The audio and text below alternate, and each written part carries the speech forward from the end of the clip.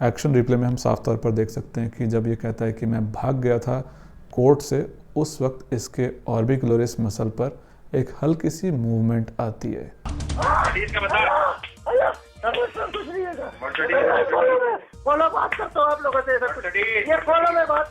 Body language analysis करेंगे पाकिस्तान के कुख्यात गैंगस्टर रहमान डकैत का। अभी हाल ही में मूवी आई है धुरंधर, जिसमें रहमान डकैत का रोल अदा किया है अक्षय खन्ना ने। लेकिन रियल लाइफ में रहमान डकैत को जब इंटरोगेट किया जा रहा था, उस वक्त उसकी बॉडी लैंग्वेज और फेशियल एक्सप्रेशंस क्या कहानी बयां कर रहे थे, उसको हम करेंगे आज बारीकी से स्क्रूटिनाइज। 2004 में हमें इतना मिली कि बाबू डकैत जो है कोर्ट जा रहा है रिश्ते में, तो हम लोग पहले से ही बैठ गए वहाँ रास्ते में। जैसे ही वो आया, हम लोगों ने इसके टीटी पिस्टल और पलाशन पोटो से फायरिंग किया। उसमें जो बाबू डकैत और 2 उसके साथी हलाक हो गए थे और 2 और आगे उसमें जख्मी हो गए थे। बाद में जो है हम लोग भी फरार हो गए थे। 2005 को जो है अक्षर पप्पू के वाइफ का सरगा मामू अनवर भाईजान, वो हमारा साथी दुश्मनी था उनसे। हमें इतना मिली कि वो किसी जनाजे में आ रहे, तो हम लोग वो पहले वहाँ पर रोड पे बैठ गए थे, गरीब शाह रोड पर। तो जैसे ही आया, हमने उस पर फायरिंग किया, अनवर भाईजान हलाक हो गया और जो इसका साथी जख्मी हो गया था और हम लोग मौके से फरार हो गए थे। क्यों उस पर फायरिंग करी? जो अक्षर पप्पू के वाइफ का सरगा मामू था और हम लोग का दुश्मनी था उससे, तो कंप्लेनें करता था खिलाफ, ये सारे लेफ्टे मेट्रे वो बेचता था। तो एक बात तो तय है कि इसका इंटरोगेशन ऑलरेडी हो चुका है और इसको बोला गया है कि आप कैमरा में देख करके बोलो, जिसकी वजह से लगातार कैमरा की तरफ को एकटक देख रहा है। दूसरी बात यह है कि इसके फेस पर किसी भी तरह के इमोशंस नहीं नज़र आ रहे हैं। Emotions are missing, no fear, no anger, no sadness. इस आदमी ने सिर्फ किडनैपिंग और पुलिस इन्फॉर्मर्स का मर्डर नहीं किया है, इसने अपने खुद की मदर की हत्या भी करी है। और ये सब करने के बावजूद इसके चेहरे पर किसी भी तरह का कोई इमोशन नहीं नज़र आ रहा है। इसके चेहरा पूरी तरह से फ्लैट है। इसकी रिदम ऑफ स्पीच के बारे में अगर हम बात करें तो इसमें बिल्कुल भी कहीं पर भी इसकी आवाज़ में किसी भी तरह की कोई शेकीनेस नहीं है, कोई ट्रेम्बलिंग नहीं है, कोई हिलता डुलती आवाज़ नहीं है। बिल्कुल शांत एक स्वर में ये बोल रहा है। जबकि इसका जो कृत्य है वो बहुत ही ज़्यादा हिंसक है, बहुत ही ज़्यादा इसने वायलेंस किया है। और उस वायलेंस के बारे में जब ये कन्फेशन दे रहा है तो कहीं पर भी कोई डर नहीं है, किसी तरह का कोई, ना कोई गुस्सा है, ना कोई डर है, ना ही कोई किसी तरह का दुख है, जो कि कहीं ना कहीं दिखाता है कि ये किस तरह से इस कन्फेशन के दौरान भी अपने इमोशंस से डिटैच्ड है। कई बॉडी लैंग्वेज एक्सपर्ट्स इस तरह के क्यूज़ को कई बार साइकोपैथी से भी जोड़ते हैं, क्योंकि व्यक्ति यहाँ पर किसी भी तरह के कोई इमोशंस डिस्प्ले नहीं कर रहा है, जबकि उसने इतने बड़े बड़े क्राइम किए हैं। इस बात को हाईलाइट करना ज़रूरी है कि जब मैं ये कह रहा हूँ कि इसके चेहरे पर कोई इमोशन नहीं दिख रहे हैं, उस बात का मतलब ये है कि इसके चेहरे पर कोई नेगेटिव इमोशंस नहीं दिख रहे हैं। कभी कभी इसके चेहरे पर हल्की सी स्माइल दिख रही है, बहुत ही हल्की स्माइल है, और जिसकी वजह से इसके जो लोअर आईलिड्स हैं, ये जो हैं ये ऊपर की तरफ को उठ गई हैं। हल्की सी स्माइल आती है जब किसी इंसान के अंदर, तो उसकी ये जो लोअर आईलिड होती हैं ये ऊपर उठ जाती हैं, जिसकी वजह से जो आँख होती है वो छोटी हो जाती है। तो कहीं ना कहीं ये अंदर ही अंदर स्माइल कर रहा है। रहमान डकैत के ब्लिंक रेट को देख करके आपको लग सकता है कि ये स्ट्रेस में है, लेकिन ये स्ट्रेस नहीं है, बल्कि ये कैमरा लाइटिंग की वजह से इसका ब्लिंक रेट बढ़ गया है। साइकोपैथी का सबसे बड़ा सिम्टम होता है रिमॉर्स या गिल्ट का ना होना, यानी कि इंसान कोई गलत काम करता है लेकिन उसको कोई पछतावा नहीं होता अगर उसने ऐसा किया है। लेकिन ये तो बहुत से लोगों में देखा जाता है कि लोग गलत काम करते हैं लेकिन उनमें पछतावा नहीं होता। इसलिए सिर्फ एक सिम्टम को देख करके पूरा का पूरा अपना ओपिनियन बना लेना कि ये पर्सन साइकोपैथ है, वो ठीक नहीं होता। इसीलिए साइकोपैथी को एक साइकेट्रिस्ट 20 सिम्टम्स के आधार पर टेस्ट करता है, जिसको PCLR टेस्ट कहते हैं। तो उनके पास एक चेकलिस्ट होती है 20 पॉइंट्स की। उन 20 पॉइंट्स में से एक पॉइंट होता है रिमॉर्स और गिल्ट का, जो कि एक काफ़ी सिग्निफिकेंट रोल प्ले करता है किसी को साइकोपैथ घोषित करने या ना करने पर। लेकिन फिलहाल इस छोटे से कन्फेशन क्लिप में हमें इसके चेहरे पर किसी तरह का कोई गिल्ट, फियर, सैडनेस या एंगर भी हमें नज़र नहीं आ रहा। अक्सर ये देखा जाता है कि जो जघन्य अपराधी होते हैं वो इंटेरोगेटर्स के आगे अपने इमोशंस दिखाते नहीं हैं, क्योंकि अपने जैसे ही वो इमोशन दिखाएंगे, जैसे कि सैडनेस, फियर या एंगर, तो यहाँ पर जो इंटरोगेटर होता है वो बहुत ही चौकन्ना होता है और वो उस इमोशन का इस्तेमाल कर सकता है क्रिमिनल के अगेंस्ट। तो इस चीज़ को लेकर के भी ये लोग कई बार बहुत सतर्क होते हैं और अपने इमोशंस को सप्रेस करते हैं। फॉर एग्ज़ाम्पल, अगर किसी क्रिमिनल ने मर्डर किया है और वो सैडनेस का इमोशन दिखा रहा है, उसके चेहरे पर सैडनेस, दुख आ रहा है उसके चेहरे पर, तो जो इंटरोगेटर होता है और फर्दर उसके अंदर गिल्ट इंजेक्ट कर सकता है, जिसकी वजह से वो और ज़्यादा जानकारी देने लगेगा। लेकिन ये जो प्रोफेशनल्स होते हैं, जो क्रिमिनल्स होते हैं, जो प्रोफेशनल लेवल पर जो क्राइम करते हैं, ऑर्गेनाइज्ड क्राइम करते हैं, वो ये सब टैक्टिक्स जानते हैं और वो अपने चेहरे को फ्लैट कर लेते हैं और किसी भी तरह की इमोशनल जानकारी देने से बचते हैं। चेहरे पर किसी भी तरह के इमोशंस ना दिखने का दूसरा कारण ये हो सकता है कि ये जो ऑर्गेनाइज्ड प्लेयर्स होते हैं, जो प्रोफेशनल क्रिमिनल्स होते हैं, इनका जो वायलेंस के प्रति जो एक्सपोजर होता है वो बहुत ही ज़्यादा फ्रीक्वेंट होता है, जिसकी वजह से ये लोग इमोशनली डीसेंसिटाइज हो जाते हैं और इनके लिए कोई बड़ी बात नहीं रह जाती है अगर इन्होंने किसी का गला काट दिया। 2003 में जो है हम लोग का ये लड़ाई चालू हुआ पप्पू वालों से पैसे को लेन देन में लड़ाई चालू हुआ। तो इसी दौरान हम लोग के जो है आपस में दुश्मनियां बढ़ती गई, लोग भी हम लोग के मरते गए। तो इसी दौरान हम लोगों ने जो है अर्षित पप्पू का सांडू था, उसका घर भी जला दिया था।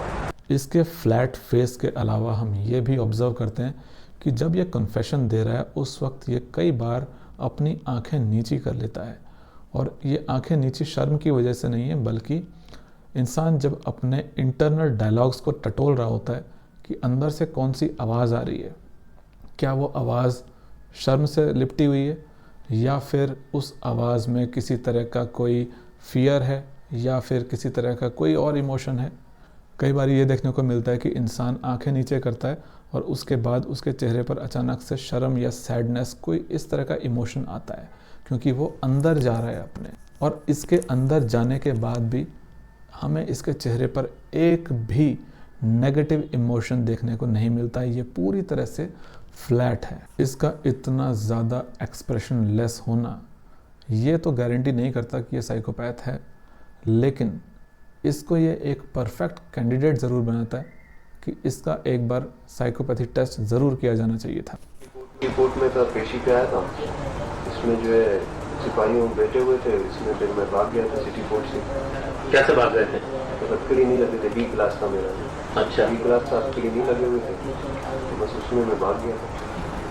किस तरह से भागे थे? तुम्हारे साथ कोई किसी ने ताउन किया होगा? कोई नहीं था, खुद पता नहीं था, अक्सर पेशी में आता था, ऐसी घूमता रहता था ना, हथकड़ी नहीं लगते थे। हाँ, तो बस उसमें ही भाग गया। जब ये कहता है कि सिपाही बैठे थे और मैं भाग गया सिटी कोर्ट से, उस वक्त इसके चेहरे पर एक माइक्रो एक्सप्रेशन आता है। और कई लोग अक्सर मुझसे पूछते हैं कि माइक्रो एक्सप्रेशन बता दो, तो ये वो माइक्रो एक्सप्रेशन है, एक ख़ास तरह का, जहाँ पर कि जानकारी बहुत ज़्यादा मिलती है इंसान के इंटरनल इमोशंस के बारे में, जो कि इंसान के कैरेक्टर के बारे में भी कई बार बहुत अच्छे से बता देती है। लेकिन यहाँ पे समस्या ये होती है कि ये जो माइक्रो एक्सप्रेशंस होते हैं ये बहुत ही फास्ट होते हैं और इतने फास्ट होते हैं कि इनको पकड़ना भी बहुत मुश्किल होता है। अगर पकड़ में आ जाते हैं तो इंसान के बारे में काफ़ी कुछ बता जाते हैं। तो यहाँ पर हम देखते हैं कि जब ये बोल रहा है कि मैं भाग गया था, तो उस वक्त तुरंत इसके चेहरे पर एक हल्की सी स्माइल आती है, जिसको बोलते हैं कॉन मैन स्माइल। और ये स्माइल तब आती है इंसान के अंदर जब उसको लगता है कि मैंने लोगों को बेवकूफ़ बना दिया, मैंने लोगों को ठग दिया। इसको हिंदी में आप ठग की हंसी भी बोल सकते हो। इंसान को जब लगता है कि मैंने लोगों को ठग दिया, उस वक्त वो अपने आप को बहुत स्मार्ट समझता है, जिसकी वजह से उसके अंदर एक खुशी आती है। लेकिन ये खुशी अक्सर इस तरह के मौक़ों पर छुपा ली जाती है। लेकिन सब्जेक्ट कितना ही स्मार्ट क्यों ना हो, इंसान के इमोशंस उसके चेहरे पर स्लिप कर जाते हैं और इस तरह के माइक्रो एक्सप्रेशंस इंसान के अंदर चलती हुई कहानी को बहुत ही खुले तौर पर एक्सपोज कर देते हैं। जर्मनी के अडोल्फ हिटलर ने एक बार यूके के प्राइम मिनिस्टर चैम्बरलेन से बातचीत करी और उस बातचीत के दौरान एडोल्फ हिटलर ने इस बात को छुपा लिया कि जर्मनी ने ऑलरेडी अपनी जो आर्मी है वो तैयार कर लिया पोलैंड पर अटैक करने के लिए। अपनी इस छोटी सी स्मार्टनेस दिखाने की खुशी जो है एडोल्फ हिटलर से अंदर ही अंदर डाइजेस्ट नहीं हो पाई, तो वो अपने जनरल्स के साथ बाहर निकला और कमरे से बाहर निकलकर एडोल्फ हिटलर ने अपने जनरल्स के साथ इस बात के खूब मज़े लिए कि उसने किस तरह से यूके के प्राइम मिनिस्टर को सच नहीं बताया और एक तरह से अपनी स्मार्टनेस दिखाई। तो कहने का मतलब ये है कि कई बार लोग इस तरह से बिहेव करते हैं कि जब उनको लगता है कि हमने किसी को सक्सेसफुली ठग दिया, उनको बेवकूफ़ बना दिया, तो उनके अंदर एक खुशी पैदा होती है और ये खुशी बहुत बार लीक कर जाती है। लेकिन हर बार कोई इंसान ठगने के बाद किसी को खुश ही होगा ऐसा ज़रूरी नहीं है। कई बार लोग डर जाते हैं, लेकिन जो हाईली मैनिपुलेटिव लोग होते हैं उनके अंदर अक्सर खुशी आती है, ना कि डर। लेकिन इस रहमान डकैत के चेहरे पर ये जो खुशी आई है, ये बोलते वक्त कि मैं कोर्ट से भाग गया, ये कहीं ना कहीं इंडिकेशन देती है कि रहमान डकैत एक मैनिपुलेटिव पर्सन था। एक्शन रिप्ले में हम साफ तौर पर देख सकते हैं कि जब ये कहता है कि मैं भाग गया था कोर्ट से, उस वक्त इसके ऑर्बिकुलरिस मसल पर एक हल्की सी मूवमेंट आती है, जो कि कहीं ना कहीं इंडिकेशन है कि इसके अंदर खुशी का भाव आ रहा है कि ये कोर्ट से भाग निकला था। इसका इस तरह से स्माइल करना हो सकता है कि आपके लिए ये बहुत बड़ी जानकारी ना हो कि ठीक है, अगर वो भाग गया था कोर्ट से तो वो खुश हो रहा था, लेकिन ये सिर्फ समझाने के लिए आपको एक एग्जाम्पल है। कई बार लोग इससे भी बड़ी बड़ी जानकारियाँ अपने चेहरे के माध्यम से दे देते हैं, क्योंकि उनके जो सच्चे इमोशंस होते हैं वो इसी तरह से लीक कर जाते हैं। तो ये सिर्फ एक एग्जाम्पल है। इसके अलावा बहुत से इमोशंस ऐसे होते हैं जो कि इंसान की डे टू डे लाइफ में सामने वाले व्यक्ति को समझने के लिए बड़े काम आते हैं। पहला पुलिस वाला कैसे राब्ता हुआ? पहला पुलिस वाला तो हम लोग ऐसा नहीं, वो जुआ जब चल रहा था उस टाइम से हम लोग के राब्ते हुए। जुआ सबसे पहला राब्ता हुआ अब्बास से? अब्बास से। अच्छा, अब्बास के तुम तो घर पे नहीं रहा? घर पे नहीं रहे, वो भी पैसे भी लड़के ले जाते थे, जुआ चलाते। तुम्हारा डायरेक्ट कोई ताल्लुक नहीं था उससे? डायरेक्ट ऐसा सलाम हुआ था, मगर ज्यादा वो नहीं था। वो कभी घर भी नहीं किया उसके? घर नहीं गए, मैंने खुद निकलते हुए दिखा घर से। घर नहीं गए, मैंने खुद निकलते हुए दिखा घर से। नहीं गया उसके घर में। आप मानो नहीं मानो, मैंने खुद अपनी आंखों से मैंने घर से निकलते हुए देखा है और मेरे सामने से गुजरा जुए के लिए। 2 साल तो ऐसे ही हम लोग घर बैठे हैं। कितने पैसे दिए थे?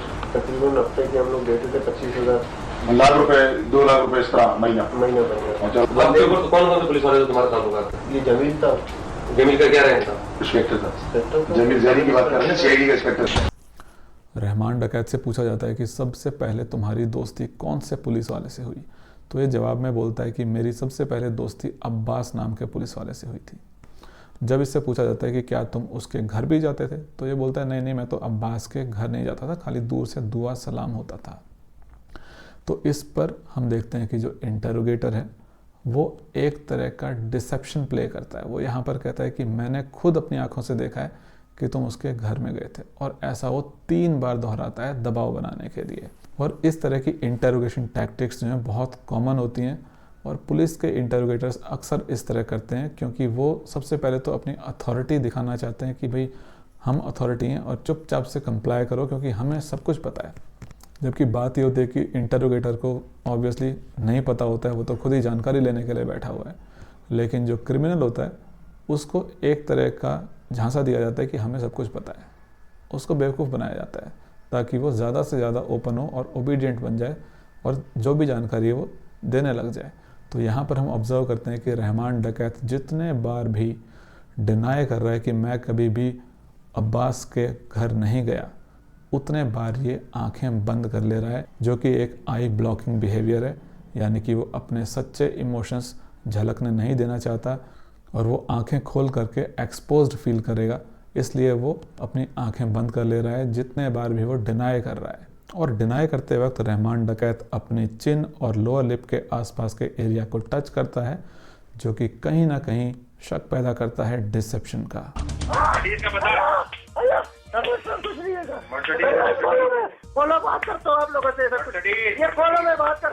यहाँ पर हम देख रहे हैं कि रहमान डकैत की इंटरोगेशन हो रही है और वो बोल रहा है मैं बात करता हूँ, मैं बात करता हूँ। और पिछली वीडियो में भी मैंने बोला था कि इंटरोगेशन के लिए जो टॉर्चर मेथड होता है वो बहुत रिलायबल मेथड नहीं होता है। मूवीज़ में ऐसा दिखाया जाता है कि इंटरोगेशन में टॉर्चरिंग ही पहला और आखिरी मेथड है, जबकि ऐसा नहीं होता है। टॉर्चर के वक्त इंसान कुछ भी बोल देता है, वो कुछ भी कन्फेशन दे देता है, लेकिन वो इंटेलिजेंस नहीं देता है, वो सही जानकारी नहीं देगा। वो क्योंकि सिर्फ उस पेन से निकलने के लिए कुछ भी बोलेगा, उसका चुप रहना उसके लिए बहुत ख़तरनाक होता है। इसलिए वो कुछ भी बोलता है। टॉर्चर मेथड के अगेंस्ट इंटरोगेशन का एक पीस मेथड होता है जिसमें मारपीट नहीं करी जाती है, बल्कि व्यक्ति के साथ आपसी तालमेल बना करके उससे सवाल किए जाते हैं। कई बार इसमें कॉग्निटिव लोड बढ़ाया जाता है ताकि वो झूठ को ज़्यादा प्रोसेस ना कर पाए और सही सही जानकारी दे। यानी कि पीस मेथड टॉर्चर मेथड से ज़्यादा रिलायबल होता है। लेकिन प्रॉब्लम यहाँ पर ये होती है कि जो पीस मेथड होता है इंटरोगेशन का, वो टाइम कंज्यूमिंग होता है, उसमें बहुत टाइम लगता है आपसी तालमेल बनाने के लिए। लेकिन जहाँ पर जानकारी जल्दी चाहिए होती है, फॉर एग्जांपल अगर कहीं पर किसी ने कोई एक्सप्लोजिव लगा रखा है और हमें जल्दी जानना है कि बताओ कहाँ पर लगाया है, तो फिर ऐसे मौके पर लॉ एनफोर्समेंट्स टॉर्चर मेथड को ही ऑप्ट करते हैं। तो इस वीडियो में इतना ही। यह वीडियो आपको कैसी लगी मुझे कमेंट करके बताइए। Thank you.